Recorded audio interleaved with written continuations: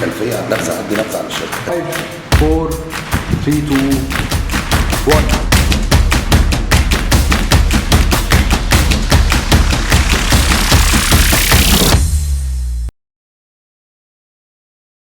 ان في عملاء كتير قوي بتبقى جايه موجهه.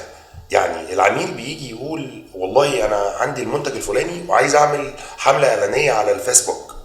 احنا في الوقت ده ما بنبقاش عارفين هو بناء على ايه حدد ان هو عايز يعمل اعلان على الفيسبوك، بناء عليه الاختيار. يعني هل هو مثلا لقى حد منافس ليه عامل اعلان على الفيسبوك فبدا يجي يقول لا انا محتاج اعمل اعلان على الفيسبوك، عميل تاني يجي يقول انا محتاج اعمل اعلان على تيك توك.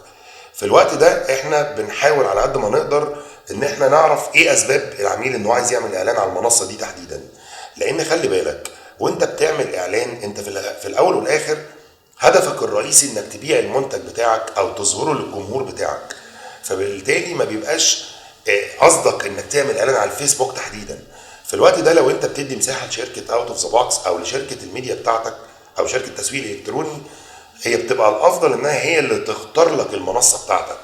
بمعنى هو مش مجرد عايز اعمل اعلان على الفيسبوك علشان ابقى موجود على الفيسبوك، في النهايه انت عايز تترجم التواجد ده بتحققه في مبيعات. فبالتالي ممكن انت لو اديتنا مساحه كشركه اوت اوف ذا بوكس ان احنا نحلل المنتج بتاعك ونعرف تفاصيله، نيجي ليك بمنصه ثالثه خالص عكس توقعاتك. نقول لك مثلا خلي بالك ان المنصه اللي هي مثلا جوجل سيرش نتورك هي الافضل بالنسبه لك.